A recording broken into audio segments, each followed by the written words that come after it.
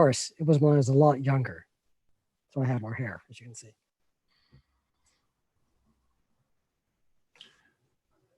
Just going to mute myself for a second when YouTube suddenly comes up here. I have more hair. Oh, there's Clark Mura messaging already. That's right, Clark. That's exactly what it is. Hey, Clark. I can't read your messages. Maybe I can. Can I? Oh, here we go. Yes, quarantine haircut. Thanks for noticing, Clark. No, I was referring to the hedgehog. Oh, the hedgehog. Oh, yeah. We do have YouTube going out now live, so that's excellent. Very good. And I see we've got some Clark Muir in the chat already. Good, good. As everyone's filtering in, we're just waiting a few minutes for all our attendees to show up. If you've come here to hear Randall Rosenfeld and Chris Beckett talk about truth of the eyepiece and sort of the history of visual astronomy and what it means to see something and record it with some accuracy, you're in the right place. If that's not what you think you're here for, well, stick around anyway. Maybe you'll learn something.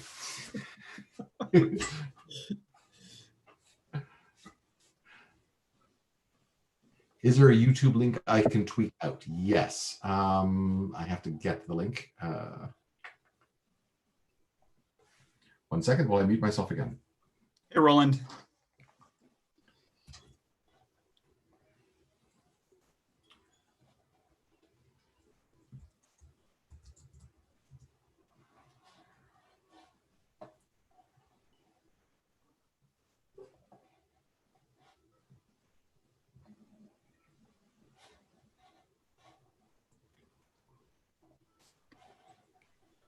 And just a quick note for everybody who's out there, I'm Alendria, Sky News Managing Editor. If you click on the chat box, which is underneath all of us down here, you can chat at us, the panelists, or you can chat to all panelists and attendees. And so that's, if you want to have that kind of ongoing conversation with the people who are in the chat with you, you want to click all panelists and attendees.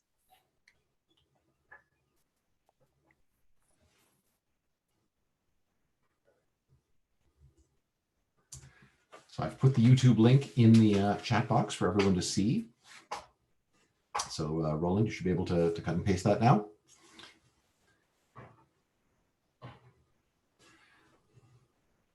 And we're just waiting for a few more minutes because people are still entering from the waiting room.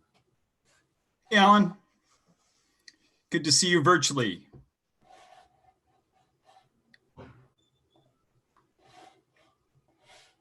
No rain here in Regina. It's really dry. It's 25 degrees and 15% humidity in my backyard. Yesterday it was 30 degrees and 50% humidity in my backyard. Well, Katrina is certainly right. It's a beautiful day here in Toronto. So let's see. We have clear skies in London. Oh, there's Dave Chapman. Hey, Dave Chapman. And Katrina. Hi, Katrina. I'll say hi to everybody. I'd like to say hi. Hey, there's Judy Sterner. Cool. This is really neat.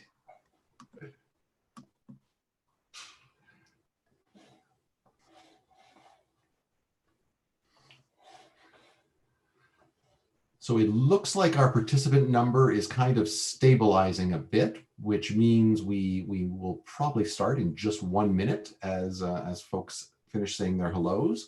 I'll remind everyone, although I doubt I have to, because I think most of the people here are probably old hands at these talks by this point, that there is a Q&A button at the bottom of your screen.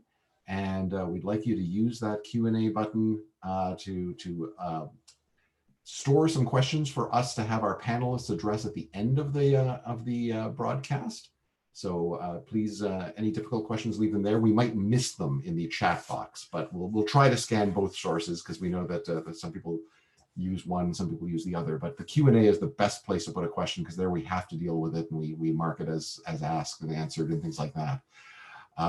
Meanwhile, keep saying hello. Let's keep the discussion alive in the chat box. We want these things not to be just academic lectures, but a social event. So, Hey, someone's from Honolulu. Yeah. I send more shirts, right? absolutely, that's fantastic. That's awesome. Haley's here from Vancouver. Haley will want me to take a moment to plug the virtual GA that is coming up. The first and most important of those sessions being on the 7th of June. The same day, a little bit later on, is when the RASC AGM is happening for that year. So look for those details on our website, and definitely come out to the virtual GA, see some great speakers, watch some kids interact with an astronaut, and then stick around for the business meeting. Our president just signed in. Hi, Chris. We did have Romper Room in Canada. Yes, we did. I'm not sure what the reference is, but is it just that we're looking through the magic mirror here? I mean, that's I certainly remember Miss Betty in the magic mirror. They never called my name. They're disappointing. I waited for it Yeah. time after time as well. The one that used to always bother me was the Uncle Bobby show when he'd bring down Bimbo the birthday clown. That cardboard cutout, wooden cutout clown thing dancing in the closet just terrified me. Yes. Oh, I see. Katrina asked That me. last time. Yes. And Randy Dodge here says that it's clear but windy in St. John's in the YouTube chat. Well, that's great. Yeah. I'm glad you're monitoring the YouTube chat. So that's we've got people now from coast to coast and in Honolulu. So we will, I think, get started. Ladies and gentlemen, welcome to this, the most recent and last of our first series of special speakers series in the post-COVID world. I say last because we'll be letting you know that we're taking a bit of a break from some of our online presentations for the early part of the month of June. We're going to let the virtual GA own the airwaves at that point, and give some folks like Jenna a much needed rest. Let Alendria catch up on some of the editing and such for the magazine, and then we're going to come back late in June with a brand new slate of new speakers, some interesting twists we're taking with the speaker series, and also some new educational webinar series for the members in the crowd. Some of you may have been showing up for our Observer's Handbook sessions. That will be ending before we take our hiatus, but we'll be starting up a new session in June based on the Explore the Universe guide and working through the Explore the Universe program. You'll get to see some of us truly rank amateurs, like yours truly, try to go out and log their first couple of targets. So good luck, Phil. Thank you. Thank you. I did go out the other night and I did see the Crescent Venus. I was very proud of myself. So anyway, without further ado, I would like to introduce our two speakers for the evening and also my co-host, as always, as this is a joint RASC Sky News production, the lovely and talented Alendria Burnhas. Good evening. And now our two speakers for the evening. I've got RASC archivist, telescope museum curator, and all-around knowledgeable person who will tell you about the history of astronomy, and particularly astronomy in Canada, virtually at the drop of a hat, the wonderfully eloquent and knowledgeable Randall Rosenfeld. And Hello. say hello, Randall. Hello, Randall. There you go. Randall, you've never looked better. I know, it's a miracle, isn't it? And with Randall is someone who probably needs no introduction to many people in the RASC, writer and historian, and perhaps maybe best known to some of our members as a contributor to our Observer's Handbook, the also lovely and talented Chris Beckett. Hey, everybody. Great to see everybody. These are a lot of fun. I enjoy you in these. Great. Thank you very much. So with that, I'm going to shut up now, let Randall and Chris take the stage. And at the end of the session, Alendria, who will have been collating all of your questions, will run the question and answer session with our speakers for the evening. So take it away, guys. Randall, I think you're probably going to jump right into some slides, or are you starting off, Chris? Yes, I am actually. Just give me a second here. Great. The slides are up.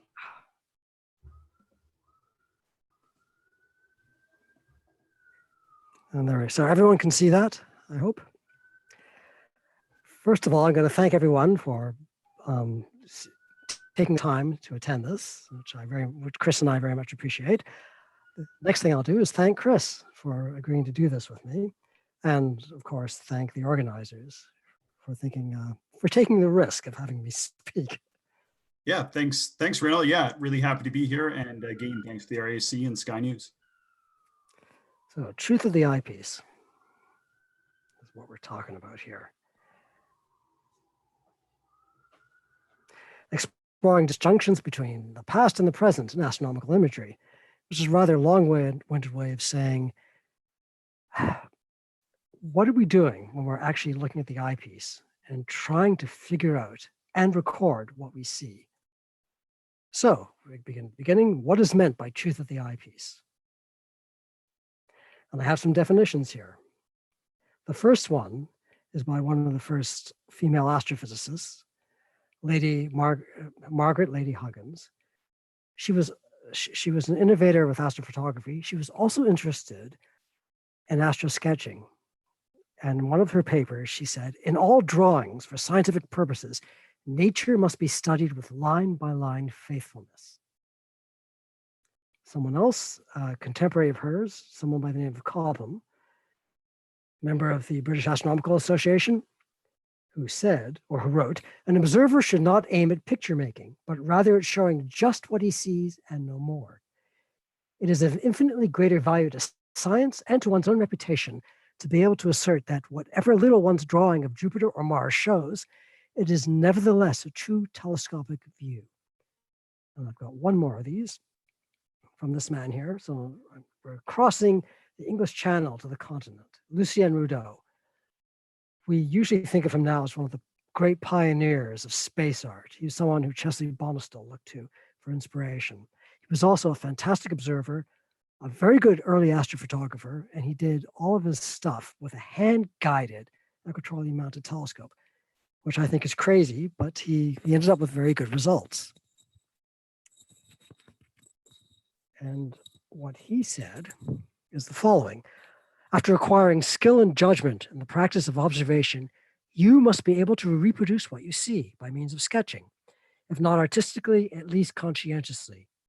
For it is essential to be able to represent the relative proportions, the exact forms of the details which you observe.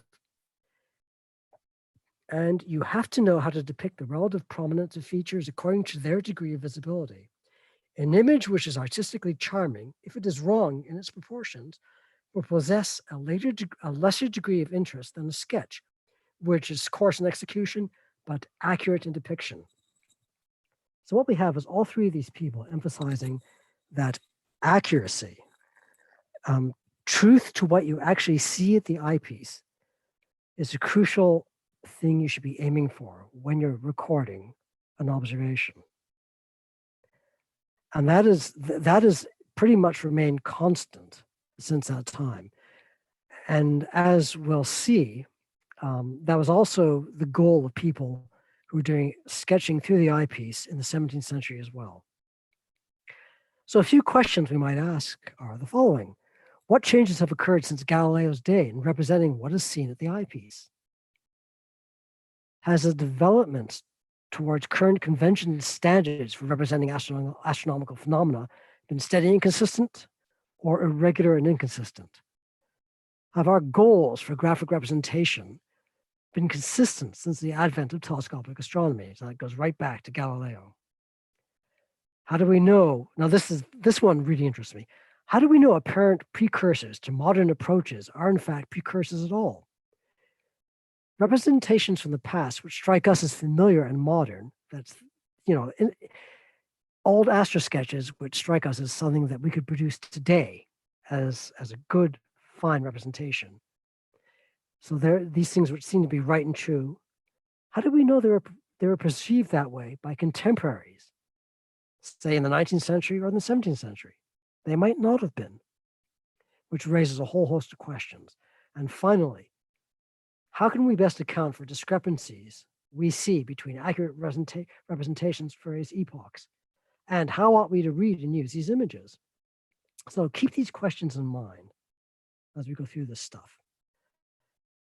And a bit of a caveat here, so a bit of a warning. In what follows, I'm going to assume that there's a broad scientific consensus about what is an accurate depiction and what isn't, so that when I say something is accurate, I'm assuming that it's something Chris would agree with me, that Alendria would agree with me, that all of you would agree with me, that this represents an accurate idea of how we would represent an astronomical body today. It's possible that if we looked at what each of us holds for accuracy, we would find discrepancies, and I'm sure that is the case. But I'm going to assume that there is a consensus, a period consensus for this. So many of the issues we're going to be talking about can be exemplified in the case of this one person here. Some of you will have heard of him, Etienne Leopold Chuvalo. He was trained as a professional artist, like a surprising number of very good observers in the past, and there's some of them there. He came to the attention of professional astronomers to the excellence of his astro sketches, which is exactly like how Clyde Tombaugh was hired at the Lowell Observatory. And in Chuvalo's case, he was hired at the Harvard College Observatory. He produced two celebrated series of astro sketches. And the first one was published in 1876, and the second one in 1882. His prime instrument for a lot of those was the Great Refractor at Harvard College Observatory, a 15-inch instrument. So the first set, 1876, the Annals of the Astronomical Observatory of Harvard College. The second one was called the Chuvalo Astronomical Drawings and the Chuvalo Astronomical Drawings Manual, 1882. So this was a portfolio of 15 large lithographs. They're now incredibly expensive now. The album sold for $125 US in 1882, which is equivalent to about 3,000 US now, though it's hard to do these conversions across time. So to give this a bit more context, in 1880s Boston, you could cover a year's rent in a really good 6-room house for the cost of that album of lithographs. So they were not cheap. So first I'm going to show a bunch of the lithographs in the first series, the ones published in the Harvard College Annals, 1876. So a couple of depictions of the sun. The first one's the full solar disk, and we've got the sun in white light in the disk, and around the edge, sun in hydrogen alpha. And we can see some of the prominences there. And then on the right, we've got some details of the prominences. These were observed differently then than they are now. That's a technology. Right now we use specialized etalons, things like the personal solar telescopes or the Lunt versions. Then you would use a spectroscope, and you'd tune it to the right wavelength, and you'd narrow the slit. And you were able to see these things and draw them there. It took a lot more effort and was a lot more finicky, but obviously they could get good results. He also did sunspots and white light, as you can see there, and then some observations of total solar eclipses. Go on. You can find these on the internet, by the way, if you want to look at these later. These are some of his detailed lunar sketches. And he did the major planets, not surprisingly. We often see Saturn and Jupiter. Mars on the left, though you'd probably have to have me tell you that to recognize it. Or you could read the inscription at the bottom, and then we've got some comets there. Dumbbell Nebula on the left, Trifid Nebula on the right. M57 on the left, and the Great Nebula and Andromeda on the right.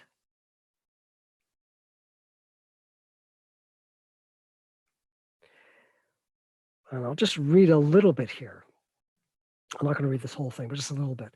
So the director of the observatory of Harvard College proposes to present a series of astronomical engravings which shall represent as nearly as possible the most interesting objects in the heavens as they are seen with the powerful instruments of the observatory under his charge. And drawing these nebulae, their forms and the places of stars in them, these were determined by means of a glass plate set in the focus of the telescope and divided in squares by black lines. And he goes on about that. So the fields of these things were mostly, they were careful about the positions of the various parts of the objects they were drawing. And he goes on about they couldn't always achieve the accuracy they wanted. And at the top right there, you have some of the tools that someone like Chuvalo would have used in the 19th century. They're close to what astro sketchers would use now. So the art itself isn't all that different between then and now. Joe Ashbrook, who was a legendary editor of Sky and Telescope, wrote this about Chuvalo. When compared to a modern long exposure photograph, the fidelity of Chuvalo's rendition of the great nebula in Andromeda, made from observations with Harvard's 15-inch refractor, is amazing. Just going to go back to that for a minute. It's on the right. So it doesn't really look like any of the photographs, but if you're a really good observer and you spend a lot of time looking at it, you can see those dust lanes. You can tease out a bit of the spiral structure if you know to expect that there actually is spiral structure there. It actually is a really, really good drawing, and I think Chris would confirm that there. Yeah, this is an amazing sketch, of Andromeda, showing that what some term is the bridge between M31, which is that main body, which looks like the big eye in the middle, and the smaller galaxy, which is just below left. Yeah, I mean, none of the sketches I've done come anywhere near that. I'm not Chuvalo. Anyway, so here's a scorecard for this first series of his lithographs. These are my evaluations of them for being accurate according to modern canons of this. So the sun is acceptable. I've got reservations about how he drew sunspots, but they're not bad. The moon, if you look closely, and I actually had the opportunity to look closely at the lithographs with a magnifying glass. From a distance, they look fine. These are the lunar ones. If you get up close, it's really quite strange. The forms of the crater walls and the ridges, they look really plastically unreal. And he's got some fictitious craterlets in there as well. Mars, I find his Mars lithographs totally unacceptable. You got white highlights, dark features, which are not found in any other depictions. And the albedo features, they're difficult to match in 19th or 20th century maps. Jupiter, I've got real problems with it, with the way he's depicted it. The equatorial zone is too broad. The features are really stereotyped. Saturn is better. The comets are fine. The nebulae are fine. So immediately I've got this, to me, doing good drawings of deep sky objects like nebulae, star clusters, is really quite difficult. Of course, doing accurate drawings of anything when you're seated at an eyepiece is difficult anyways. But generally speaking, the planetary bodies are brighter. So why they're still difficult, but I guess they present a different range of problems, of challenges when you're trying to draw them. But why there'd be this inconsistency in what someone now would look at the accuracy of his depictions, I find really strange. Can I? Yep, absolutely. Yeah, I don't want to interrupt your flow there, Randall, but I agree with everything you said. The moon, though, it's funny. I was observing the moon recently, and I had my wife out looking at the moon, and trust me, she does not look through a telescope very often, so she's getting rather bored under the current state of things. So we were looking at it, and she took a few looks through my 60 millimeter. We're looking at about 100 power, and she pulled away, and I said, "Now, don't you think it looks like clay, like modeled clay? That's in a way not sharply defined." And I wasn't thinking about Chuvalo's drawings of the moon, although I'd been looking at them quite a bit the past month or so. And then she said, "No, I don't think so." I said, "Well, just look again." And then when she looked again, she said, "You're absolutely right. They aren't really as sharply defined. Like when you start looking closer, sometimes I find with the moon, it does take on almost like a clay, like a modeled clay type appearance." Anyway, that's just my input on that comment. Yeah. Interesting. And of course, good you should mention that models and clay. There's some very famous, there are people in the 19th century, like Naismith, who did some fantastic 3D renditions of the lunar surface. He used plaster, and they still survive, by the way, in London. So that idea of this plasticity. So the next series are from the 1882 series of lithographs by Chuvalo. This is the expensive ones. So on the left, we have the Aurora Borealis. On the right, the solar corona during a total solar eclipse. Solar protuberance, as he calls them. So those are prominences off a disk. He has a comet on the right there. And I assume that's his own private observatory because that doesn't look like one of the 19th century Harvard College domes. Though I could be wrong about that. Lunar eclipse on the left. Nice shot of the nice lithograph of the Milky Way on the right. Zodiacal light on the left. Leonids on the right.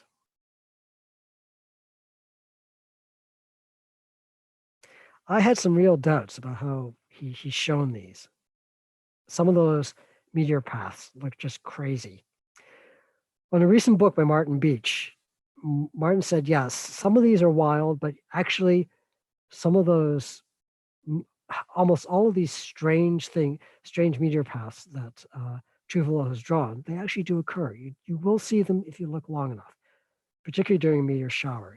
It might happen. So that's interesting to note. I can be too skeptical. M42 on the left and star cluster in Hercules on the right. You could do a whole seminar on how people have depicted the Great Nebula in Orion. So detail of the moon on the left, sunspots on the right. Take a close look at those sunspots in white light. If I saw that and it didn't have an inscription at the bottom, I'd say it was a 19th century medical illustration. Mars at the top, Saturn at the bottom, and unusual Jupiter at the bottom there on the right. Oh dear. This is what Chuvalo said about these drawings.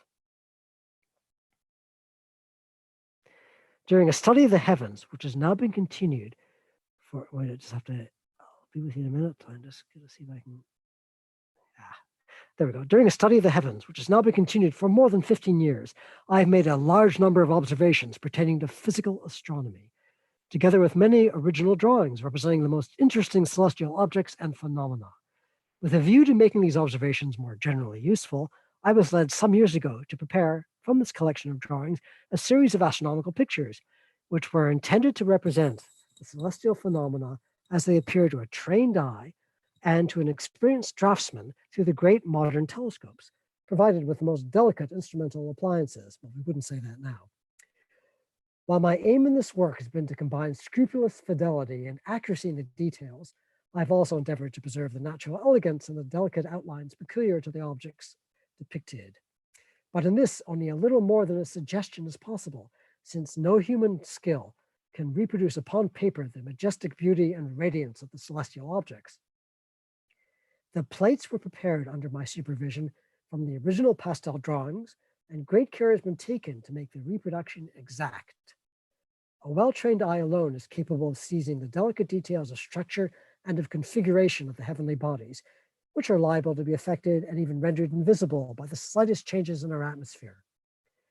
The plate representing the November meteors, or so-called Leonids, may be called an ideal view, since the shooting stars delineated were not observed at the same moment of time, but during the same night. Fair enough.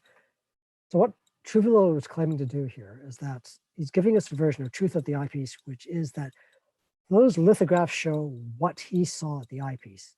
He's a trained observer. He's using top quality professional instruments at the time.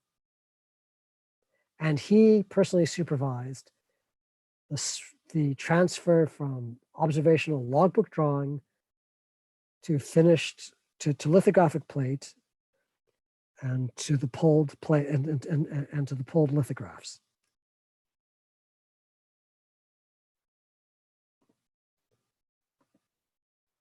So, scorecard, the sun. I find this is for this series we're looking at, I find his hydrogen alpha views acceptable. I find the sunspots disturbing. I mean, it looks to me like something from a 19th century medical text. I've tried to see the sun with his eyes and I cannot do it. The moon, again, not fully acceptable. It's some of the same observations we made earlier. But do take into account what Chris said. The aurora, I find that acceptable. Solar eclipse, I'm going to go back to the solar eclipse. I don't find it acceptable. The plumes are too regular and they're too thick and too hard-edged. And there they are on the right. Those of you who went to the recent eclipse in the States in 2017, I bet you didn't see the plumes looking like that. There's a regularity about them, which I find totally artificial. And I found no one who was confirmed that they have actually seen. None of the historical records really bear out what Chuvalo is showing here. Just want to add something to that, Yep. Randall, and what's interesting about these is, and I agree with what you say, but these look more like crepuscular rays. Oh, interesting. Yeah. Anyway, that was, I just thought it was strange, and it made me wonder if he was somehow trying to incorporate that phenomenon. Well, it's possible. I hadn't thought of that before.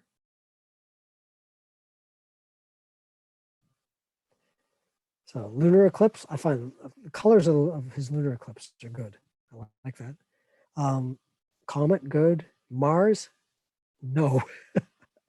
I find it way too stylized. Just take another look at that. Yeah. If I saw Mars like that, I'd be taking my telescope back to the dealer. And I've looked through uncollimated instruments. Yeah, it just, and of course, if it were low in the sky and you had a lot of atmospheric garbage in the way, you wouldn't get anything that looked like that either. Jupiter, again, unacceptable for some of the same problems. The problem with Jupiter is not the size of the Great Red Spot. It was that size in the late 19th century. As we all know, it's been shrinking. It's the other stuff that's just strange. Saturn, fine. Milky Way, fine. Zodiacal Light, fine. Leonid meteor shower, yep. M42, M13, fine. Again, this not looked at from our modern perspective and with modern eyes. There's inconsistent quality to his drawings, which I find strange. His lithographs were really influential. So 1905, American edition of Encyclopedia Britannica, one of the pages of the illustrations had these miniature lithographs of Chuvalo's. And you can see them there. The odd Mars, the very strange solar eclipse, and some of the others.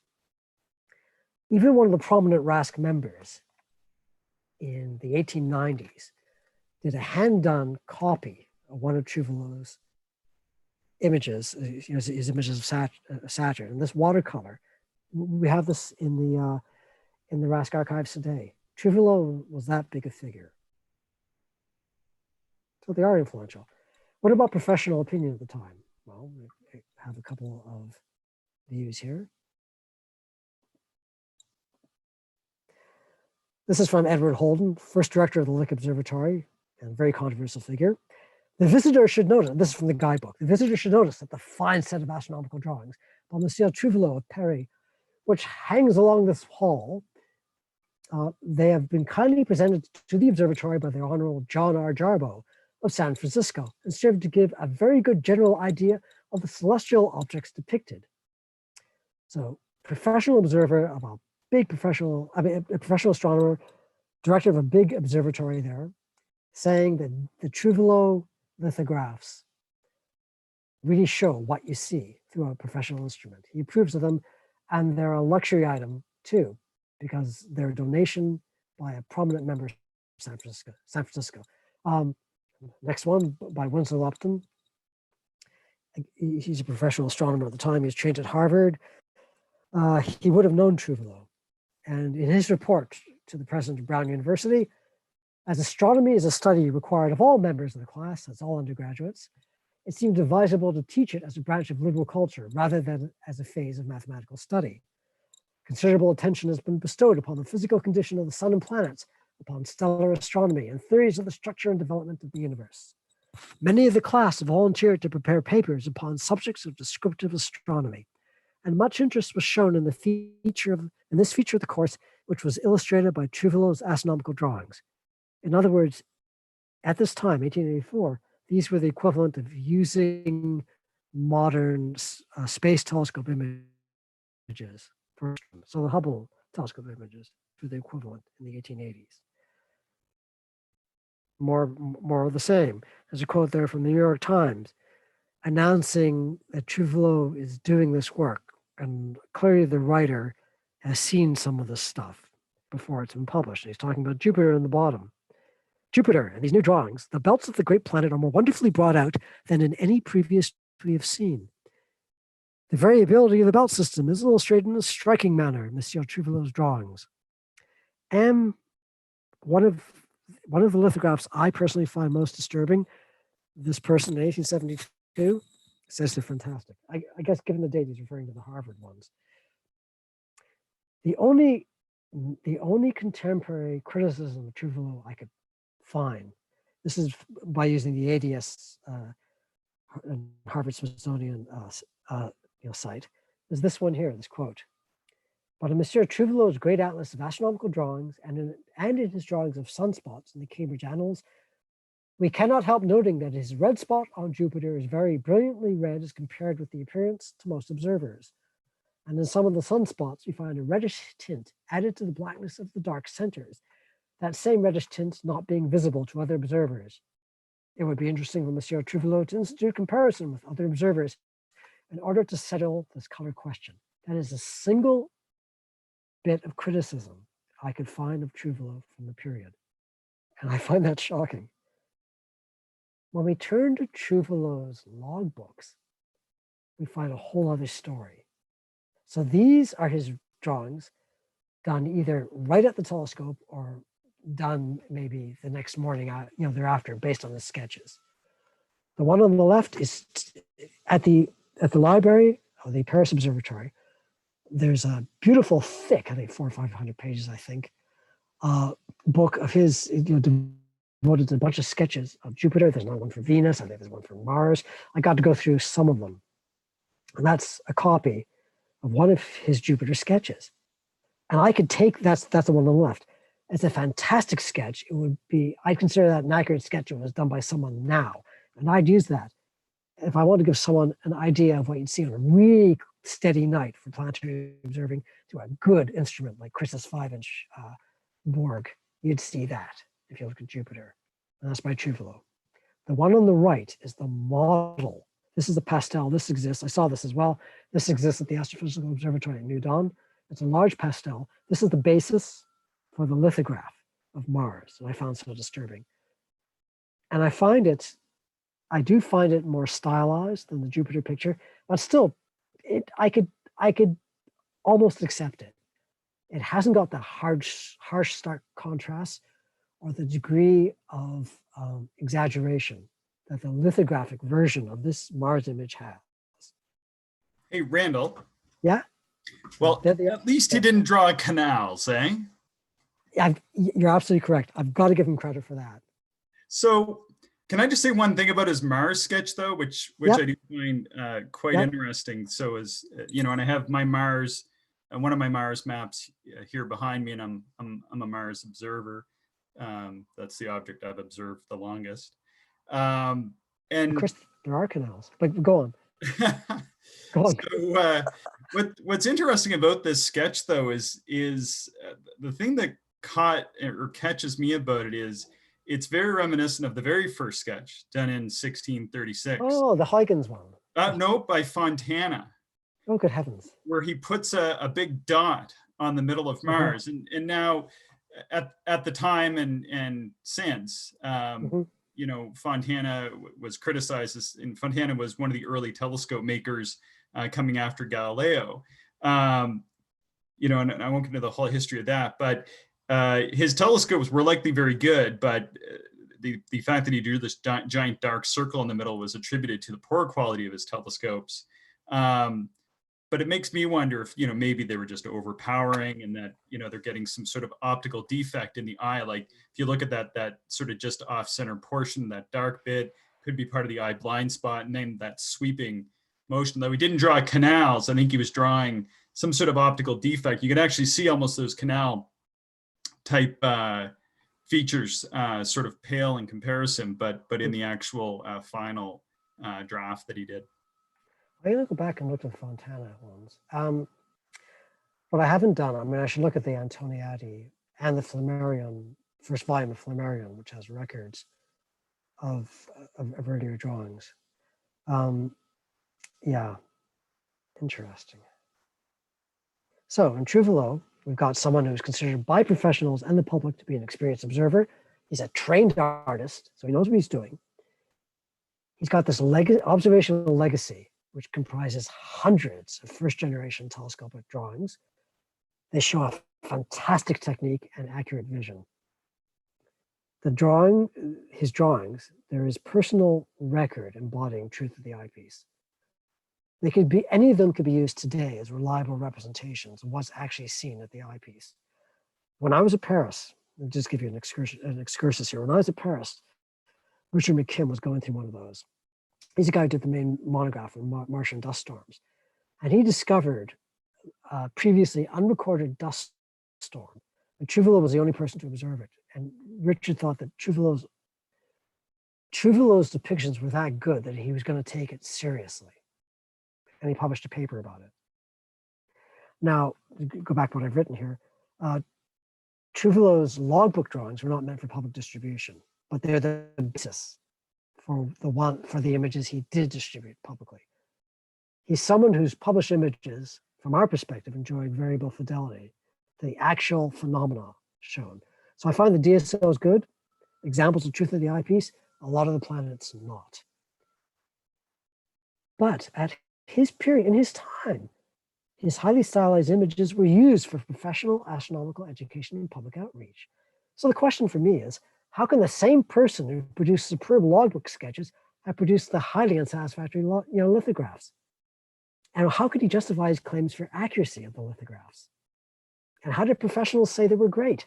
What the hell is going on? So, possible explanations. It's possible he was doing sort of an equivalent to stacking, that astrophotographers do. So the lithographs are sort of a cumulative version of everything he's seen over the decades of the general appearance of those planets, of Mars and Jupiter, for instance, or for the sun of all the solar eclipses he's seen.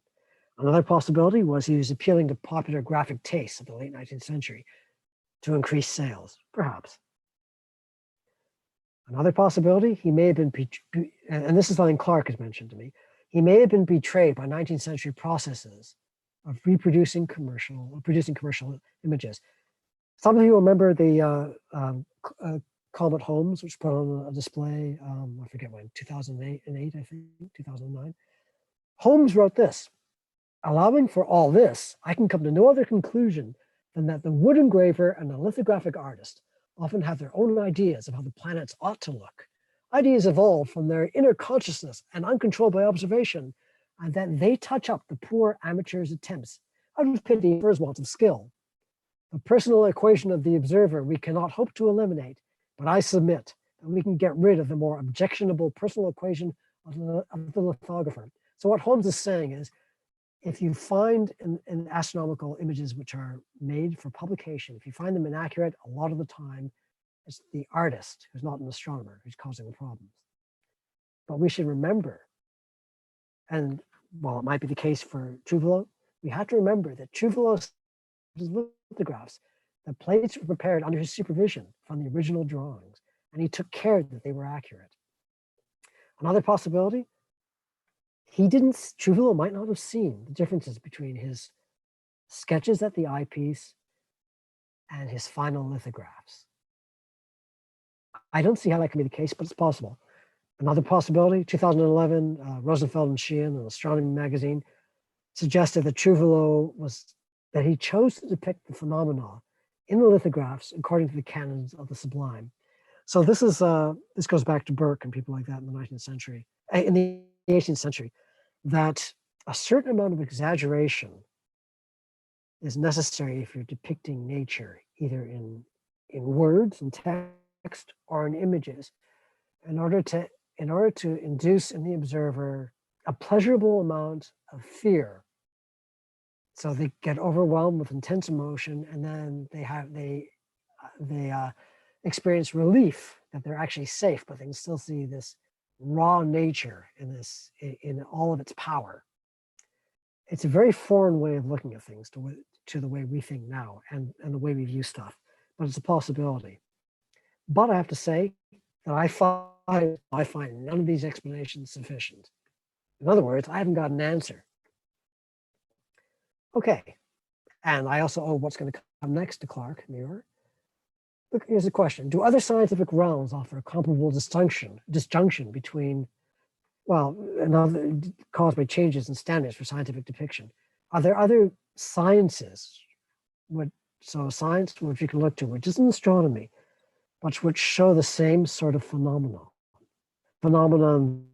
that you have people separated by centuries. They both claim to be making accurate records of scientific phenomenon, but the people in our generation don't see the earlier ones are accurate. And the answer is yes. Natural history, the life sciences. As through the telescope, why not through a microscope? And I'm gonna, as we spent time in Chuvalo, I'm gonna spend time on a representative biologist. Ernst Haeckel, sort of a bit of younger contemporary of Chuvalo. He's professor of zoology at Jena. He's a starch Darwinian, and he's a fantastic scientific draftsman. He's actually a better observational artist than Chuvalo was. And here's a picture of him with some of his friends from the lab. On the left, there's one of Haeckel's illustrations of radiolarians, and on the right is a modern microphotograph of some of them. Haeckel was a great artist. Well, he's also one about whom some controversy swirled. So he's an active participant in the culture wars in the German-speaking areas of Europe, 1870s. He was accused by some of his enemies of scientific fraud through the way he drew stuff through the microscope. Seems crazy now, doesn't it? Anyway, so here's an opinion by Nick Hopwood, who studied the stuff. Hostile scientists accused Haeckel of creating false identities by having the eggs and embryos of 3 different species printed from single blocks. This sharp practice was swiftly corrected and eventually admitted. So Haeckel admitted that he made this mistake. The critics also alleged that he had used as evidence pictures of objects he had invented and figures that he had tendentiously schematized from well-known originals. Anyways, I'll go on. So if you look at the first sentence there, it's a no-no in science, and it is if you're an amateur, if you're a professional, even now if you're just dealing with data of any sort, you can't make this stuff up. And every now and again in the pages of Nature, something in some discipline is exposed, where people make up data. Actually, one of the wonderful things about professional astronomy is it almost never happens there, for one reason or another. But that's good. That's good. And this is the offending plate. So this is supposed to be a plate of 3 embryos. It's supposed to be embryo of a dog on the left, chick in the middle, turtle on the right. They're all printed from the same block. And that was just a mistake. One of the reasons he did this, though, is because he thought that in the stages of development of various creatures, they go through the stages, it's called recapitulation, that the stages of earlier, supposedly more primitive creatures are recapitulated in the early development of more advanced creatures. And one way of demonstrating this, is this sleight of hand here. So he had a bit of an ideological reason for doing it. But There were no contemporary scandals about Chuvalo's drawings as there were about Haeckel's. And I mean, I showed that earlier. His professional colleagues did not criticize Chuvalo or his way of depicting what he saw at the eyepiece the way Haeckel's did. And to tell you the truth, the manual to Chuvalo's lithographs is blandly uncontroversial. And this is a bit of a joke slide. I shouldn't have to tell you that. This shows an astronomical book club who had to read Chuvalo's astronomical drawings manual. You can see how bored they are by it. Don't try this at home. So the analogy breaks down. What I find really curious is that had Chuvalo given an explanation of his sunspot, Mars, and Jupiter drawings, similar to this following quote, Haeckel reckoned privately in 1868 that his drawings were both exact and synthetic. Well, not intended to be exact, the drawings were indeed schematic, suppressing detail to focus on essentials, helped figures based on individuals stand for all embryos of particular species and stages. Had Chuvalo said that, I'd be much further along, I think. I'd have a better grasp of what he may have been trying to do with his lithographs.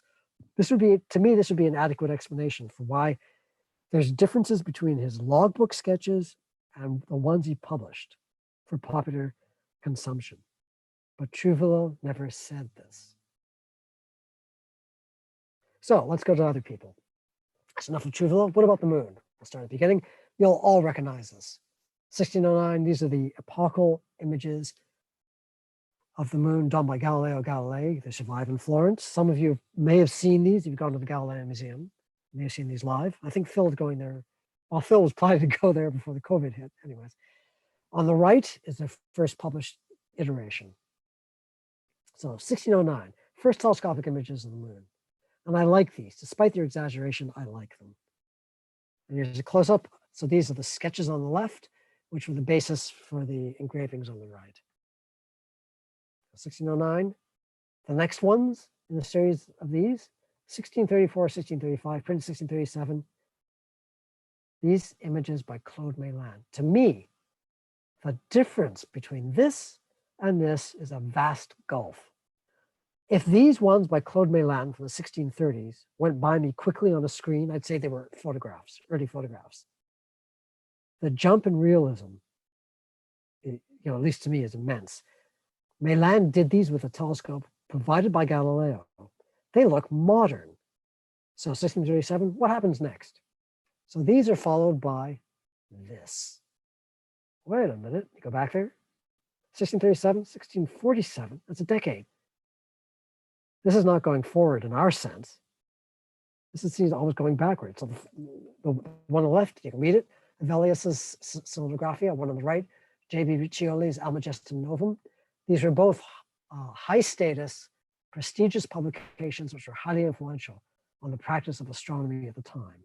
And as you will see, these images were still standard into the Enlightenment in the 18th century. Now for something weird. 1644, Pierre Gassendi is a professional astronomer and philosopher. He's one of Claude Meilland's patrons. He writes this in a letter. So he's sending a letter to Johannes Hevelius. Father Pierre Gassendi, to that most celebrated and learned Johannes Hevelius of Danzig, I send you two images, one of the full moon, the other the last quadrature, that's the third quarter. You will acknowledge in both the hand of the outstanding painter and engraver Claude Meilland. Farewell, Paris, 26th of March, 1644. So, Johannes Hevelius has sent two of the Claude Meilland images. You can see them reproduced in the bottom there. He sent two of those. He gets those before he publishes his Selenographia. It means he's seen images we think are superior, which conform to our view of a more modern image of the moon, yet he produces this thing on the left. Interesting. But there's someone else we should hear from concerning these Meilland images, these precursors of the modern. And that person is this, Galileo.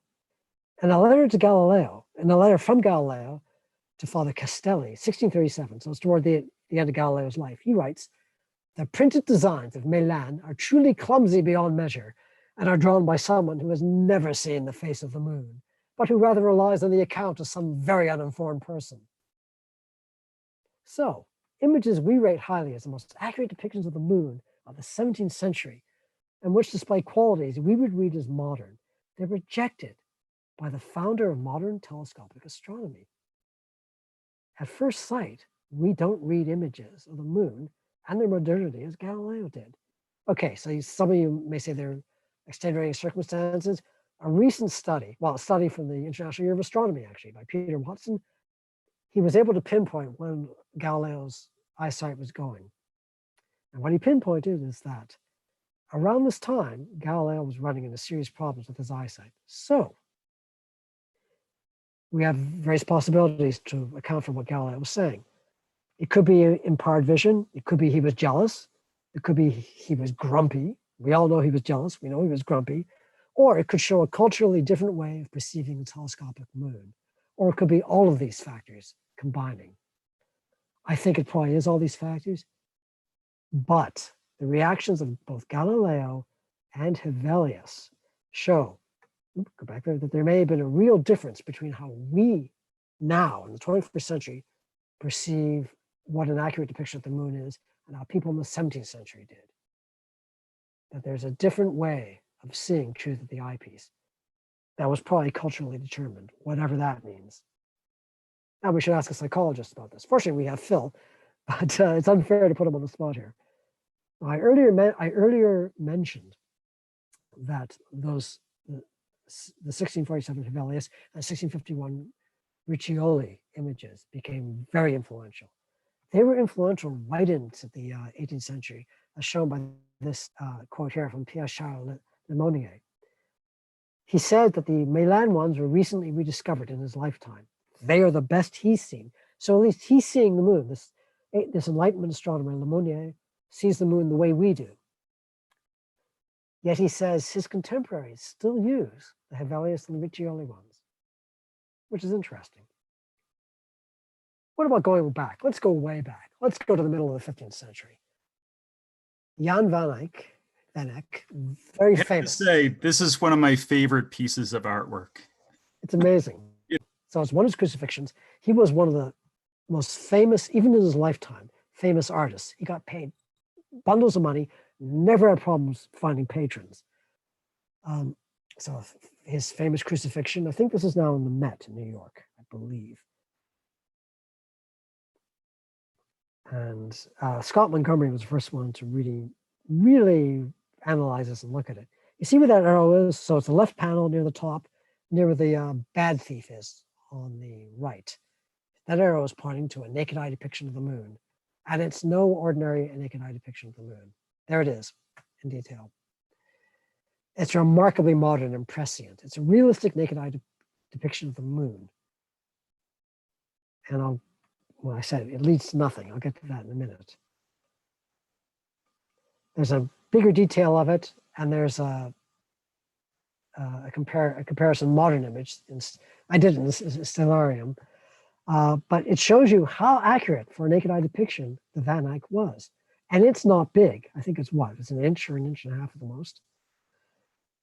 It is not a big image. And to do, it can be, I know some people listening to this have done naked eye sketches of the moon. I know Clark has, certainly Chris has, I have. It's hard. So this is pretty good. But what's even more amazing about this image, as far as we know, he's the first one to do this. It comes out of nothing. And it's followed by nothing. Even though he had a huge reputation among artists, Vasari mentions him in his Lives of the Painters in the 17th century, in the 16th century. No one does the moon like this, either before or after. They depict the moon either as a stylized thing, personified. They depict it there, or they depict it as just sort of a white blank space. The realism isn't there. So the big question is, and I apologize for the phone in the background, the real question there is, why the change? Why did Van Eyck do this? From the way he depicts other stuff, he was a really good observer of the world around him, both man-made artifacts and the natural world. That still doesn't explain what motivated him to do this, and it's fascinating. The next person to do this sort of thing was Leonardo, who was equally possessed of a very independent spirit of observation. So just before I go to one of our last examples, there are other cases we could use to talk about all this stuff. Changing truth of the eyepiece. I list 3 of them here. Chris mentioned canals. That would be a fantastic one for this, looking at truth of the eyepiece. So the Mars Canal controversy, about 1870s to 1965. That's a century. It took Mariner 4, and some of us who are old enough will remember this. It took the images from Mariner 4 to finally get rid of the idea that there was truth to the canals. So how did so many experienced observers suddenly see canals in the late 19th century and then learn not to see them? It just boggles my mind. Another example, and I got this from Clark partly suggested, the era from the switch from drawing to photography in professional astronomical practice. There are all types of claims about truth and registering of truth, and how photography will be better. And you could follow this you could follow these questions of truth of the eyepiece looking at that. Finally, I come to a very modern one. I'll give you an image there. Recent readers of the Sky and Telescope website, I guess in January, and also I think the latest edition of Sky and Telescope, one of the news items deals with this. It's a contemporary case involving contested issues of processing in astrophotography. So a pro-am team relying on an image of NGC 5907 by R.J. Gabani, who's quite a good astrophotographer.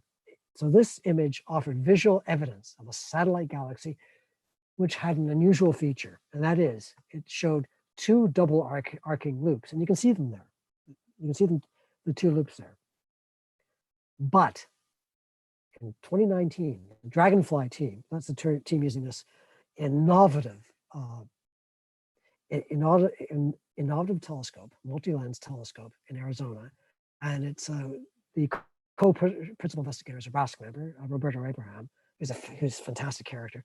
Anyways, they could only detect one of the arcs. And here's their image. You compare them. There are real differences.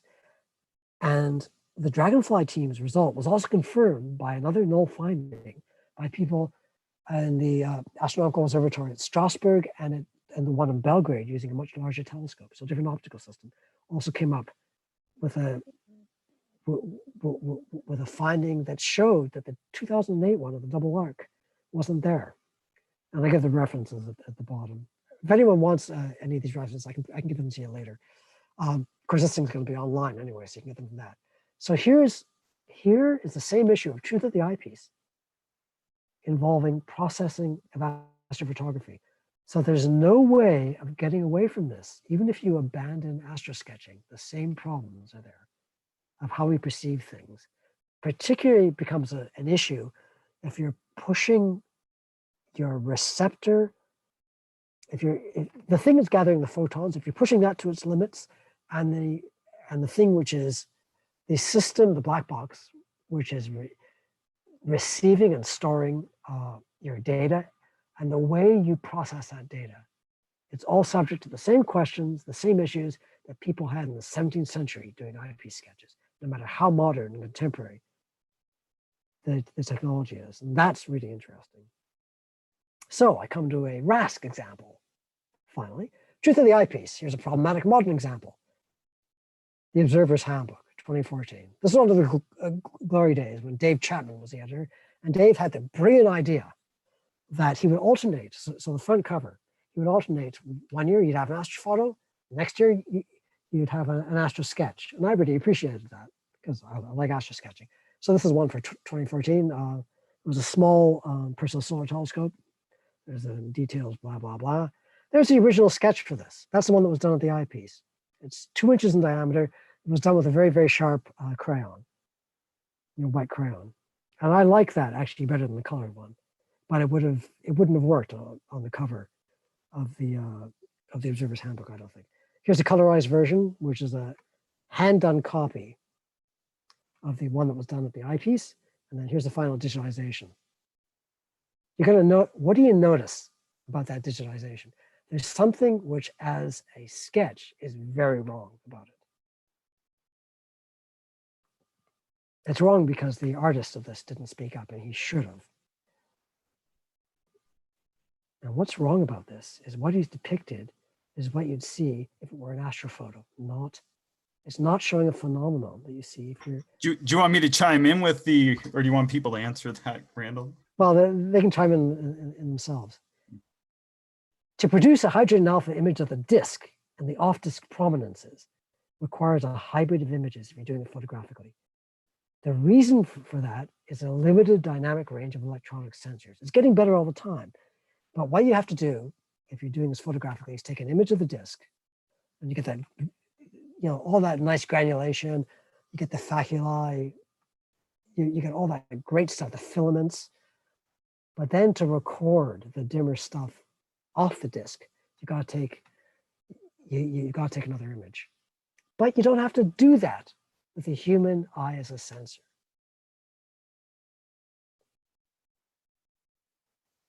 And here's an example of that. This is a recent image, the Daniel K. Inouye Solar Telescope. And if you look at the full disk image, you'll see, it's this combination of images. It's a hybrid image. So, and obviously it's a quiet sun image because the prominences are very small, but so it had to be a combination of images there. And as the hedgehog says, and his criticism is right, a trend in, now this is not just, so the artist of the Observer's Handbook in 2014, it's not just him who committed this sin. And I don't mind insulting him either. I'm okay to insult him, aren't I, Chris? So it's not just him, because it's a trend in a lot of contemporary astrosketching is to make an astrosketch look more like an astrophoto. And you really have to ask, in what way is that truth at the eyepiece, right? Yeah, you can argue your eye functions like a camera in many respects, or a camera functions like an eye. But it seems like a long way of going about a long sort of justification for this sort of thing. So we're going to end where we began. You can ask yourselves, what changes have occurred since Galileo's day in representing what is seen at the eyepiece? And I'd say, well, great changes. And in some respects, not great changes. So what we think we're doing is probably pretty much the same. We're trying to be as accurate as possible. But of course, the way we fulfill that obligation to accuracy, the actual images we end up with are radically different. Has the development towards current conventions and standards for doing this been steady and consistent for all phenomena, or irregular and inconsistent? I think it's been irregular and inconsistent. We're human. Have the goals for the graphic representation of this stuff been consistent since the advent of telescopic astronomy? That's almost the same question. And I'd say, well, the goals, yes, they have been.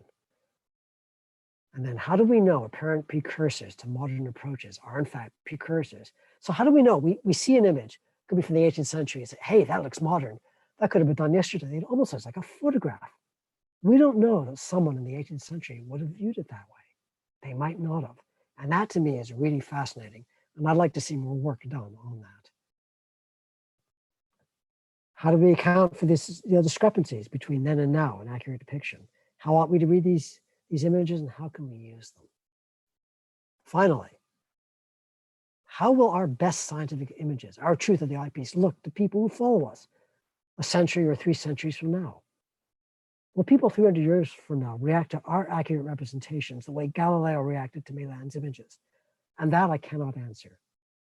Well, actually, what I could answer is, well, yeah. We generally say that from the 17th century to the 21st century, science has progressed. And so if science continues to be healthy and progress, our images will be seen as odd 300 years from now. So what is truth at the eyepiece? 2 more slides. Well, just wind us down. There you go. If this ever happens to your telescope, you know something's wrong. So credits, people I have to thank for this. And I also add the audience today.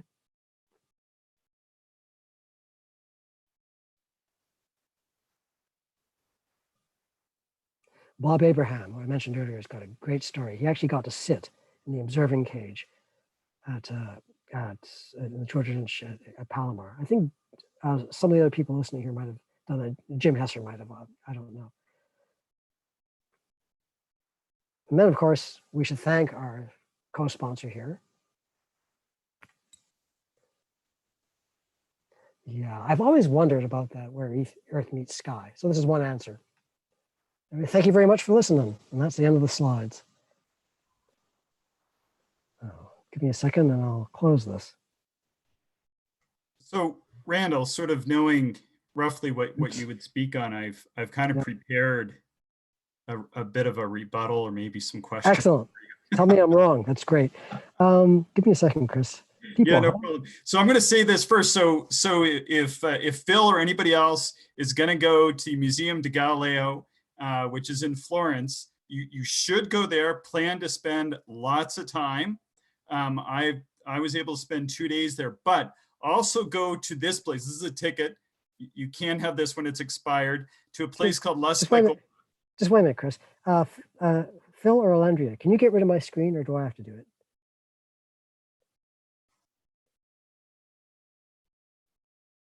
How do I do this? If I can get rid of my screen, people can see you, Chris. It's okay. I'm okay. Thank you. I'm okay with being small. Thank you. I appreciate that. So you're not so small anymore. So you should go to this place, Phil. It's called La Specula. And that's where the Tribuna de Galileo is. And that's where the Galileo statue. A lot of people that go, they never go to La Specula and call ahead and book a tour. I didn't do that, so I kind of had to do a bit of a self tour, and it's way better to go and actually get the official tour. But not many people go there, and you'll see why when you get there. It's very, very interesting as a science museum. Love to. So, go ahead. I was just saying, I'd love to. I wasn't actually heading to Florence when COVID happened. I was in Florence 2 years ago and did go to the Galileo Museum. I was supposed to be in England right now. I'm actually going to visit our counterparts at the Royal Astronomical Society for their anniversary. Oh, cool. So let's see.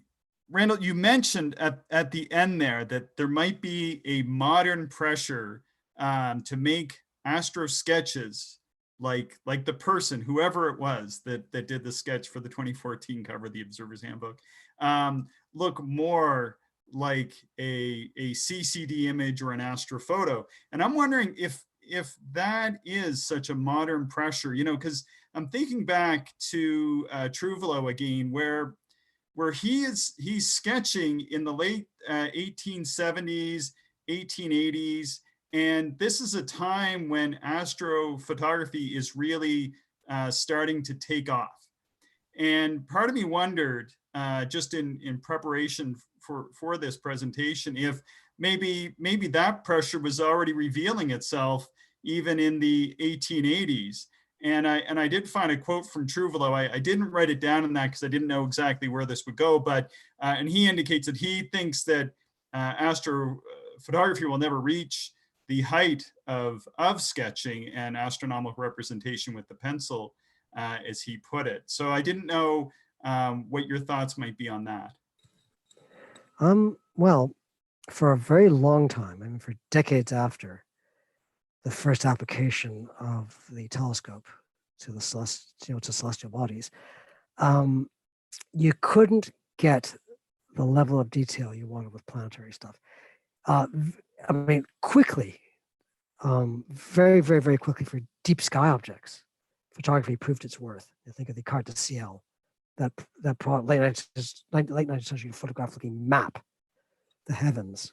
Great success. It was done much quicker, went much deeper than people could do visually. But planetary stuff, to get that detail there, without reaching quickly the limits of photographic systems, for decades afterwards, I think probably even into, Alan Dyer could answer this better than I could, even into the 60s or 1960s, 1970s, the naked eye was still a superior, way of recording. So Chuvalo may have been thinking of that. Chuvalo was also a pioneer photographer. A lot of he's now known now for the work he did photographing lightning.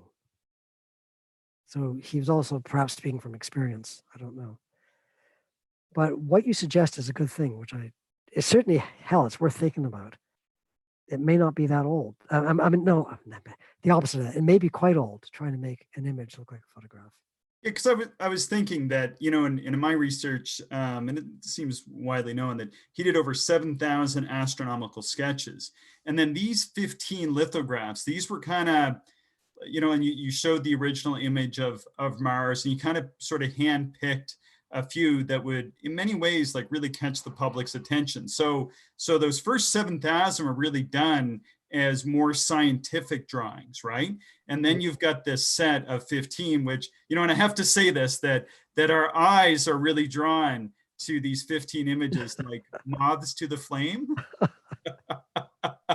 For those that know some of Chuvalo's other work, there's a bit of a joke there. But, you know, I was thinking that, you know, it's very similar. It's very reminiscent of some of the work that's done with Hubble and some of the other scientific instruments, where we have these instruments which are collecting data. And sometimes that data isn't necessarily beautiful apart to the astrophysicists. But for the public, you know, we get these beautiful like pillars of creation and these kind of images that are very over processed and look spectacular. And I started really thinking about parallel between what Chuvalo was doing, you know, over 140 years ago, and maybe what we've done with some of the recent scientific tools of investigation. Yeah, that is a good point. I mean, the people who work on the people at the Space Telescope Institute and so on, who work on this stuff, they admit that, yeah, they are making choices, which are they're making artistic choices. I don't see anything wrong with that, but yeah, they are doing that. I would modify what you said, Chris. I'd say that most of the stuff that's harvested for scientific purposes, most of the imagery, is not appealing at all. But of course, it's not supposed to be. Yeah. So yeah, that could be at play there. And in some ways, that's what I like about that explanation you provided, is that it's simple. He's doing something striking that'll grab people's attention, and that may account for the way it looks, except that one of the Hudson Valley artists, Church, did it's a depiction of the aurora, which is fantastic. It's true to life, and it's very attention grabbing. But he managed to do that and be true to life. And Chuvalo said that his lithographs are true to the eyepiece, that they weren't exaggerated. So we still have that problem. Yeah, matching what he said to what he produced. I wonder if he was like reaching though. Like, so for example, he's seeing what the astrophotos might be capable of. Like people at that time were just really starting to realize how important they were going to be for research purposes. And as somebody who's making a living doing that same sort of work with a pencil, he had a bit at stake there, right? So I was thinking that maybe he's reaching a bit, right? And you know, maybe some of us have been guilty of doing that at the eyepiece as well. And so he's reaching a bit to kind of sort of put the astronomical image ahead of maybe where he thinks that the photographs are going to land. Doing a Jules Verne sort of thing. Yeah. I like the idea of that, and I think that's worth keeping in mind. I'm unaware of anywhere he says that sort of thing. No, well, I was thinking that maybe if we found that, I would buy that as an explanation. Actually. Yeah, I'm thinking that would go unsaid, because I mean those images, like in particular the one that you used as an example is Prime. It's just a caricature of Jupiter. Really, it is. I think there's some elements of truth to that, like, you know, when I've looked at Jupiter through very large instruments, as I know many people on the call have, you get that almost organic sense, like those billowing clouds from time to time. But you know, certainly nothing like the caricature that he's created there. Yeah, I mean, it's possible that either at the Harvard Library System or the observatory at Paris or the station at Meudon, that, well, I guess no longer a station, it's independent in a way, well, partly independent. It's possible that there are some letters there or some journal diaries that actually, where he talks about this. It's possible. But I'm unaware of it. I mean, there might be documents where he goes into this stuff, and it'd be fascinating if there were. Mm-hmm. One of the other things that really caught me is, and in particular, and you mentioned this about the sort of almost time exposure-esque approach that he took, for example, to the Leonid meteor shower, where he draws these as if over time. And now, you didn't mention this, but as a visual observer, it's worth saying, because Messier used the same technique where they were using gridded eyepieces and then using that same paper to go back and forth to try to create an accurate representation.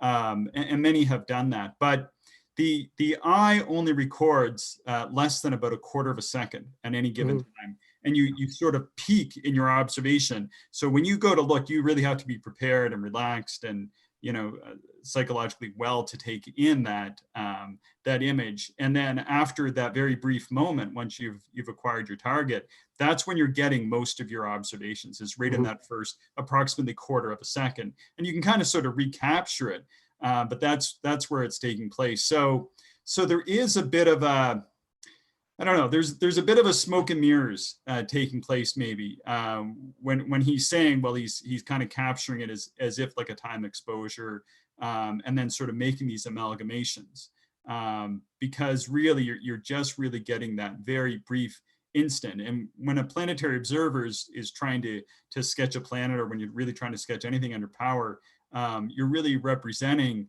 those very fine moments in time where things just still up, versus the camera where you're getting a variety of those and then sort of bringing them together. And that is a different process for sure. Yep.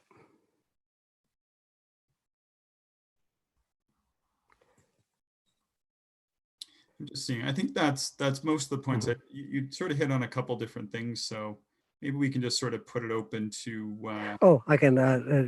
Yeah, Roland, they are. That's exactly what they are. I think that's what they're supposed to be. Roland asked if the curved paths and so on were glowing trains, and yeah, they are. Because the meteor's long gone. Well, oh, gee. I think it's quite, no, let me revise that, Roland. It's quite possible that that's what's going on. I mean, as we all know, it happens so quickly if you're watching meteors.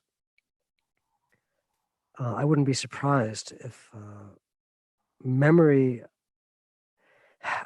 of the flight path of the meteor was actually influenced by what you saw of what was left of the path.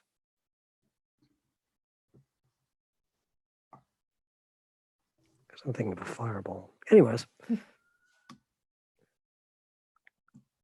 Well, I can get into the Q&A if that's okay with everyone, because we have a couple of questions here, and there's some good ones in here and a lot of good comments too from people.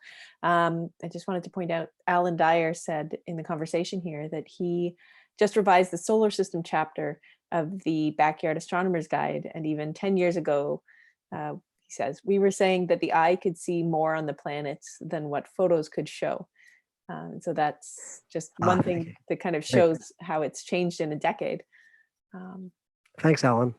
Yeah. That's even better than what I came up with.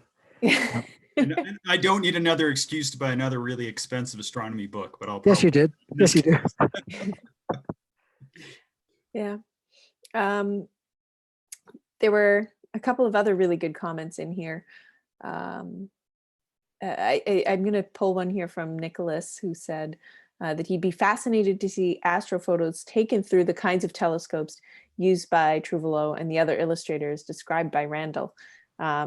I guess I could follow that up with the question about, like, do those exist? Do those astrophotos exist? They were doing astro, because the refractor he was using is a 15-inch mirrors at Harvard, which still exists. You can go and visit it. And that's where Stephen James Amira did a lot of his observations as well. And I think they did use that for astrophotos, but of course they're not set up for astrophotography being invented prior to that technology. The short answer is yes, they do. The astrophotos do exist from instruments like that. Chris is also right, because of the chemistry of photography at the time. You had to make some changes because of where stuff came to focus, where various wavelengths came to focus. You had to use different differently configured lenses in the 19th century. But yes, there are astrophotographs people could compare to the drawings, definitely.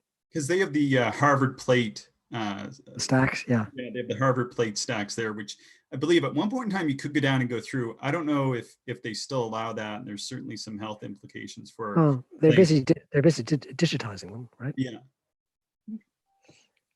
A comment here from Eric Briggs. Most of Chuvalo's impressionist planets are fine. You and your pre-Raphaelite Brotherhood astronomy, Randall. I know that he would have been the impressionist time, but I see it more like futurist. Yeah, I'm with what I you was there. thinking. Hello, Eric. Yeah, they are more futuristic. Boy.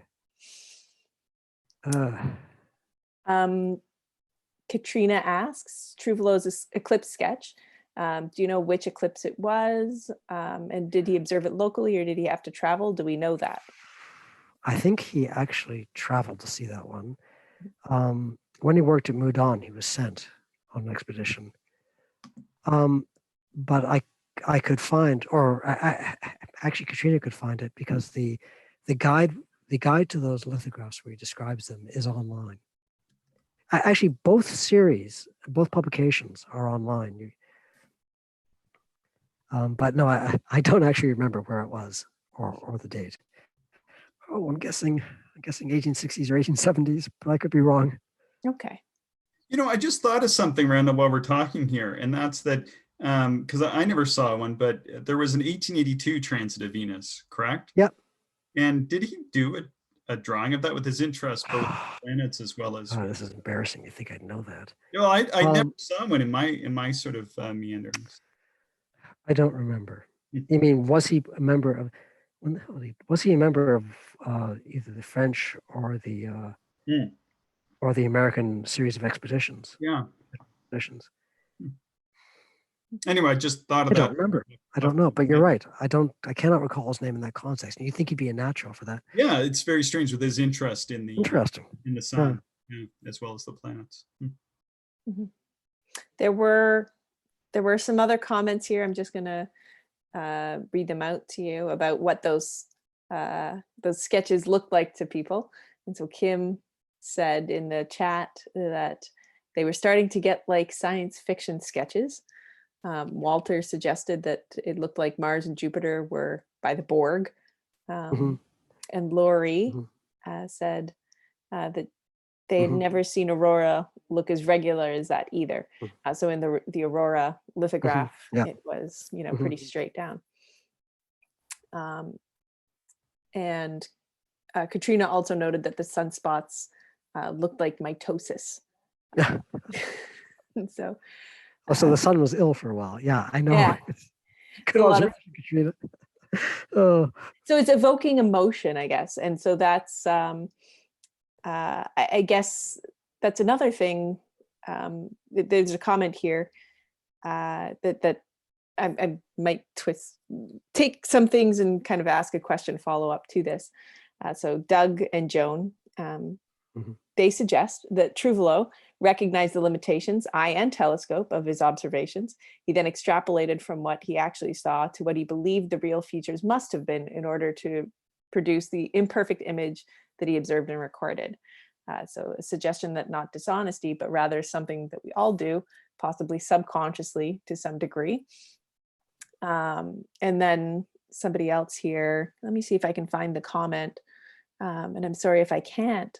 But in the, here it is, Ray Villard. So in the Hubble anniversary talk, he said that the Hubble images present the essence of the object and don't claim accuracy. And so I guess that is a very long-winded way to kind of pull a bunch of different comments together and ask, are these images evoking an emotion? And by evoking an emotion, is there still truth in that? Like it's about the evoking of the emotion as opposed to physically what it's a little bit more esoteric, I guess. I guess I could ask. I would say yes, there's still truth in it. Makes me damn uncomfortable to admit that. Yeah. I mean, that goes back to the whole sublime thing. You are evoking an emotion if you're aiming for the sublime. And by the way, I really like the attitude of the Hubble people, that they're totally honest. Mhm. Yeah, Yeah. It's sure. something to think about, I I guess. mean, yeah, there is no way of escaping the fact that we are human. So even and you cannot predict how someone will react to something, Mhm. and we can't even predict how we are. Well, we can predict, but it might not be right. How we ourselves will react to something. So yeah, an emotional response is a true response. Mhm. I suppose and if you're studying behavioral science, that's the truth. You want to record. If you're doing astronomy, I don't know. Mhm. Maybe cultural astronomy, yes. Yeah, I mean, and it's also a truth of, what I guess another thing is like in the ways that people like art and drawing almost like art and science are mixing in this, because you have to be able to draw accurate depictions. But that art and technique and the tools and the materials, it changes through time as well. And so how people are drawing. So with the excuse me if I'm pronouncing it wrong, Van Eyck image. And so you're looking at, that was 1400s, right? Early 1400s. Yeah. And so you're looking at early Renaissance. And so you've got an entirely different style of art that's just blossoming there. And I did have a question here that I was going to ask, like, how does that change the way that people are recording, and how does it change what truth at the eyepiece is? So The artistic techniques. How the general ethos of Mhm. society, and so it's world, a society's worldview and a society's technical means. How do they play into this? That sort of thing. Mhm. I'd say how truth at the eyepiece is recorded is wholly dependent upon those two factors. Mhm.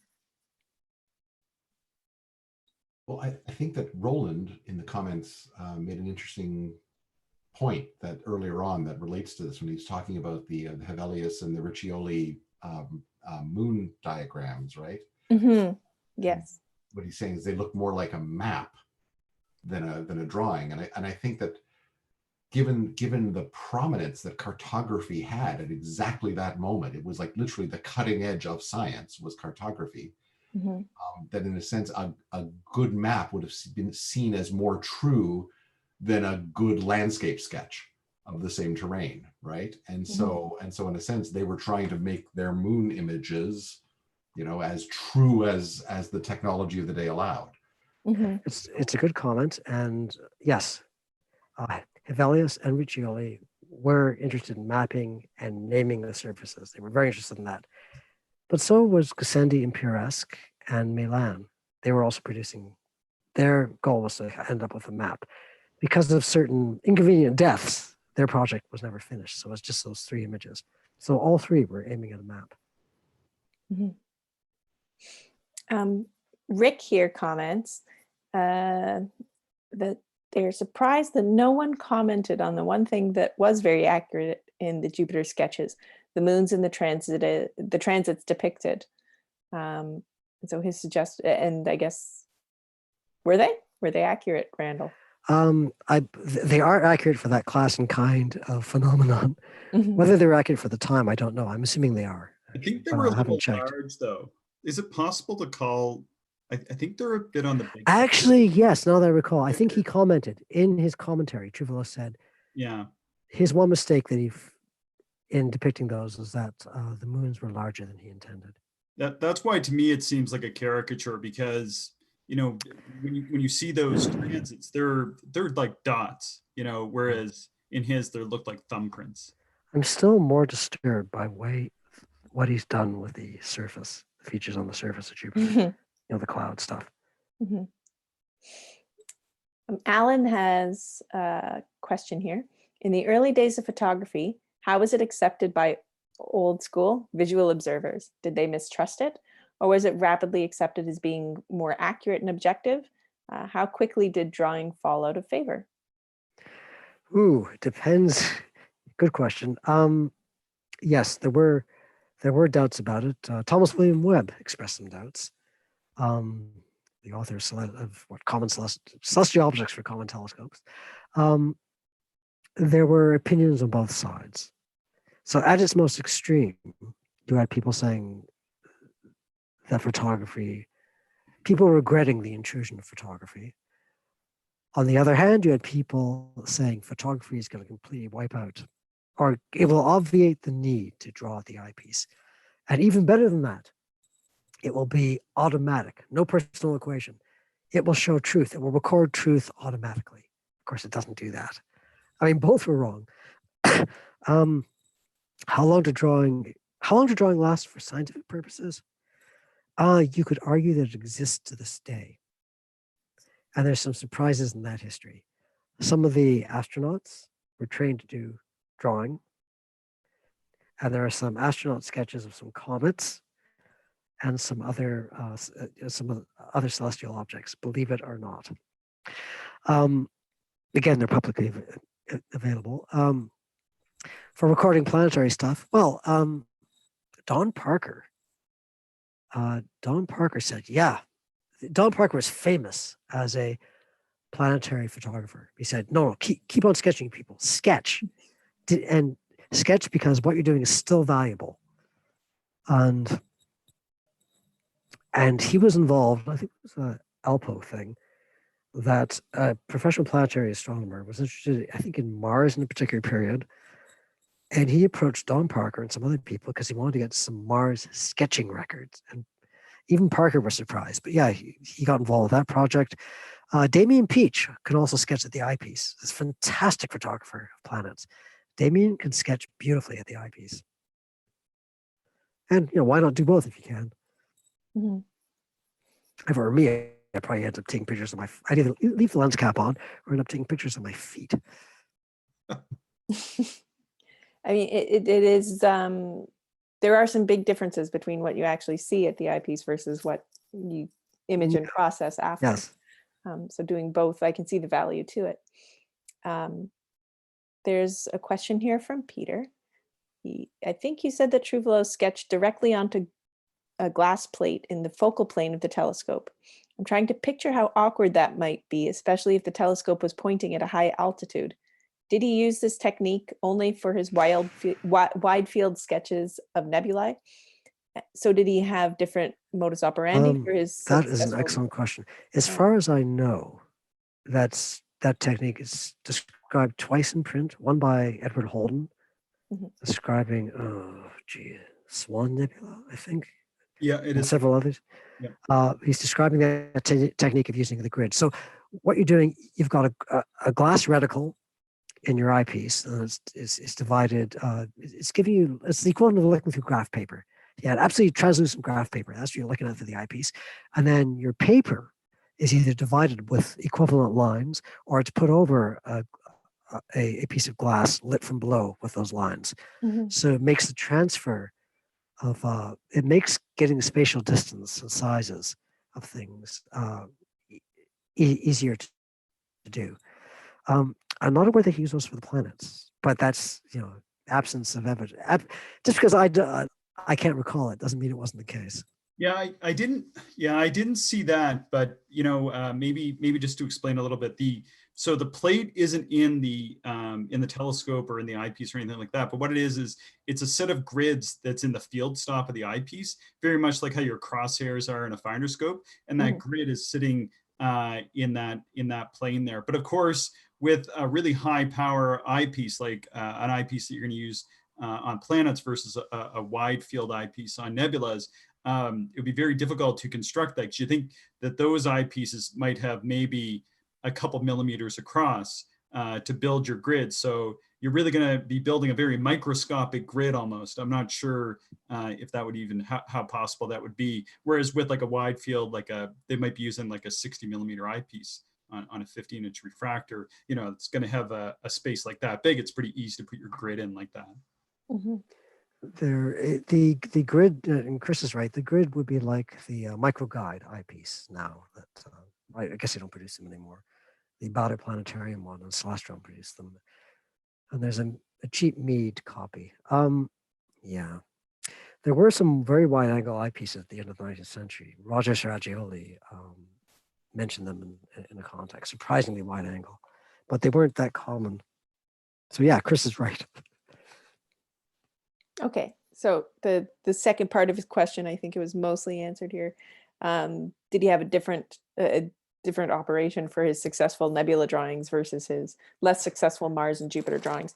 And also, you mentioned this in yes, your, but yeah, you also mentioned in your talk too that this is like they were lithographs, and Yeah. so that was another question I thought could be brought into this. Is like one is produced, like mass produced, and in order to do that, you have to, and you brought it up in your presentation, like you're using woodcuts, you're using other artists, and so that's going to affect the final product. And you also did mention that he was a very strong supervisor of the process. But I guess, do you think that there would be, you did mention that there was a difference between his drawings that were in his book and that which came out. Yeah. Yeah. We're so far from the actual circumstances of the production of the books from his time, the actual day-to-day stuff and the details, who did what, how it was done, who checked what, that I can't say at the moment. But what I can say is that it's almost a constant in the scientific literature of the 19th and early 20th century that you're worried about how well your scientific image is going to be reproduced, even in the best scientific journals. So the ones produced by the Royal Society, the Royal Astronomical Society, you had to worry about this. The one caveat to that I would point out is that no matter what the technique is, woodcut, lithograph, steel engraving, if the person has enough skill, you can get something which is very fine and almost photographic, if the person has enough skill. Now, of course, it's going to take a lot. It's also going to be expensive if you want that level of detail, that skill, and checked. Yeah. So in a way, a technical limitation is a poor excuse, but I suppose it depends on the cycle of production. If you're producing something which appears regularly, whatever the media is, you've got to worry about the cycle of production and what that's going to cost. Right, and the Jupiter, Saturn, the Jupiter was color. I couldn't really tell. Was the Aurora? Yes. They were all color images. Yeah. Okay. Occasionally in the lithograph, you'll see the colors are off, that they don't coincide with the object. They're often on the black background. To do colors, for each color you had to pull the plate separately. Using a different pull. But of course, people who took care about it the colors are registered perfectly. So it just depended. Well, so things have definitely changed these days in terms of printing color images of astronomical objects. And Chris, yeah, just kind of building on these comments and questions about the planetary observations. One thing that strikes me a little bit is that so 1877, this is when Schiaparelli did his famous canal drawings. Now, Schiaparelli was an Italian who became an astronomer and then end up drawing these what might be deemed as possible channels on Mars for transporting liquid from the poles. Now, his actual formal training was, unsurprisingly, as a hydrological engineer. So maybe he was wishing to see a few things. Well, good training in classics too.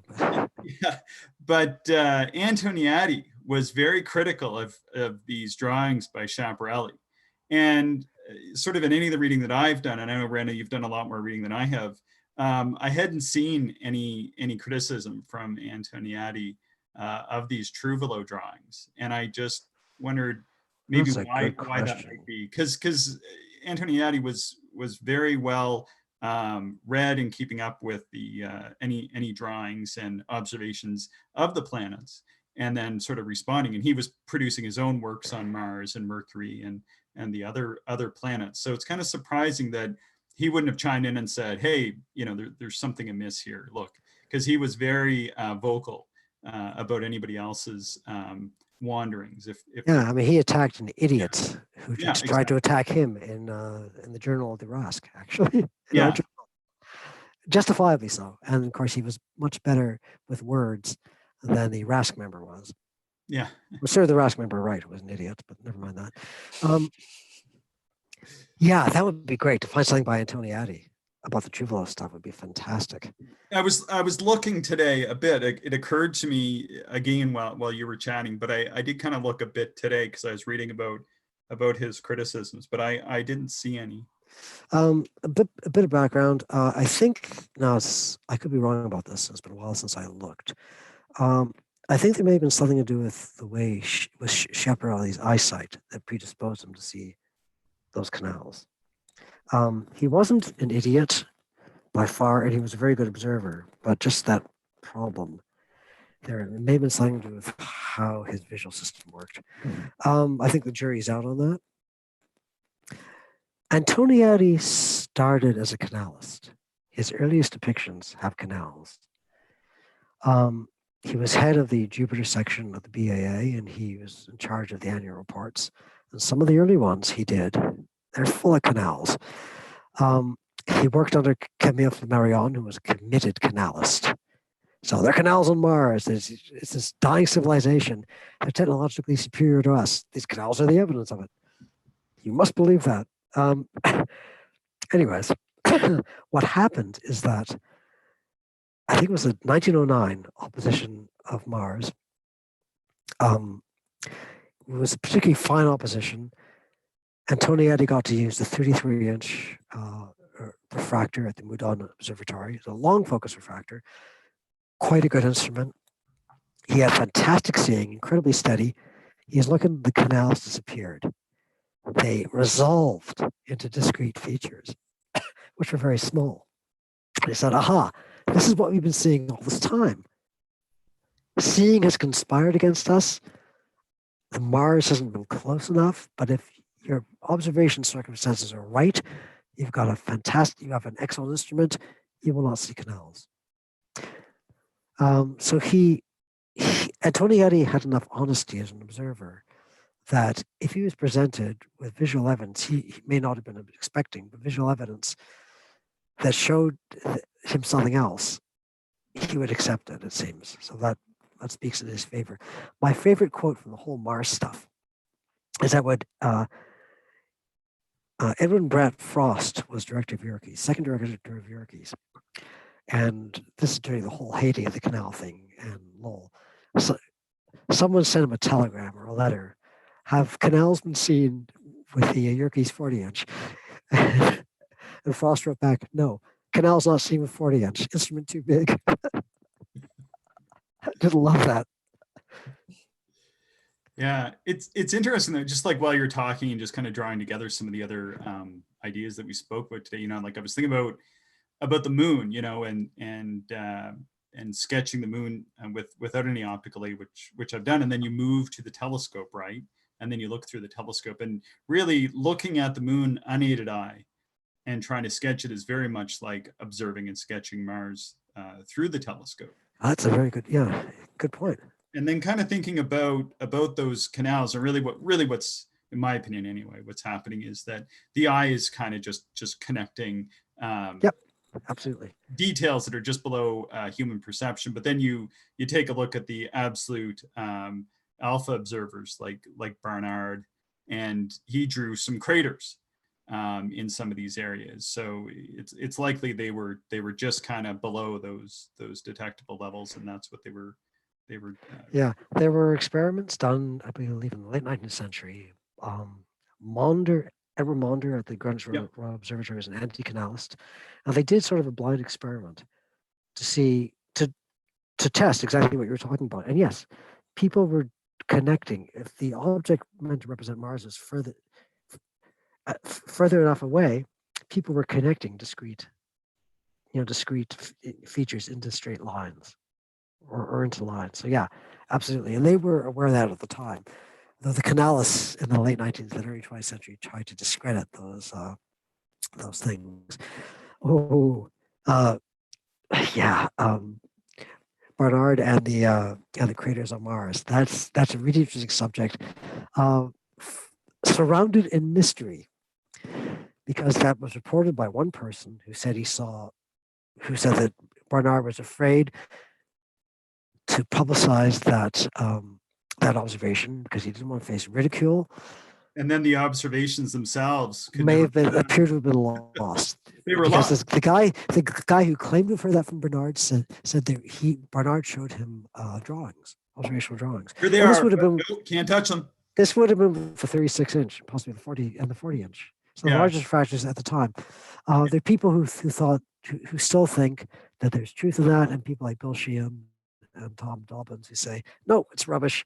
The guy who claimed that made it up. Barnard couldn't have said that. I don't know what to think. Yeah. I think it's fascinating, though. Hell. Yeah. Well, Maunder, I mean, it's interesting that you bring him up, because I believe his contribution, if I'm not confusing him and he and Antoniadi, was that he talked about the fact that these canals couldn't exist because of the laws of physics. You know, in Saskatchewan, one of the first things you realize is you really got to stay awake on those grid roads because they have those corrections every so far, and that if you couldn't actually draw like a straight line around a planet like that, it would have to have these corrections in it. Yes, yeah. And I think Maunder was the one that kind of pointed that out. He said, hey, those are great canals, but they can't actually exist. You would need these corrections. I think he was also an honorary RASC member at the time, which is sort of cool. Maunder? Yeah, I think he was. He and his wife went on the 1905 eclipse expedition, which had a lot of RASC members. It got rained out, of course. Well, we are heading back into we were coming up on 9 o'clock, and so I'm going to pass it back to How did that Phil. happen? Yeah, when you're having everybody. fun. And so, yeah, I really appreciate this. It's interesting because the latest edition of Sky News, which we just put together today, there's a letter from somebody who was talking about the beginner sky column, and he said that he would like to see more pictures that are true to what you would see in the eyepiece as opposed to the Hubble images. And so he sent a long one, and it's the Ring Nebula. And it's excellent. gray as opposed to the big rainbow that Yeah. most people would recognize from Hubble's. And so with that, I pass it back to Phil. And again, thank you very much for the talk, guys. This is great. Oh, our pleasure. We weren't doing anything else. Well, thank you very much. We really appreciate both of you coming out and chatting with us tonight. A lot to think about. This was, as I expected, it was going to be a nice mix of history and psychology and philosophy, and maybe even some art theory. So I think it was a really good reminder that while we pursue science, we pursue it as an art as well, and that we are always at the mercy of our most basic instrumentation ourselves. So thanks again. This is the last of our current series of special speakers sessions. As I mentioned at the top of the broadcast, we will be picking up again late in June. We're taking a hiatus to allow for the virtual General Assembly to take place and for our AGM in early June. So do sign up for those. And then we're going to come back full swing later in the summer with all kinds of great new programming for you and some interesting surprises. So with that, on behalf of the Royal Astronomical Society of Canada and Sky News, I'd like to thank everyone for coming out tonight. And thanks again to our panelists. Yeah, thanks, Phil. Thanks to the RASC, and thanks to Sky News for having us. Thanks so much. Really appreciate it. It was a lot of fun. Bye.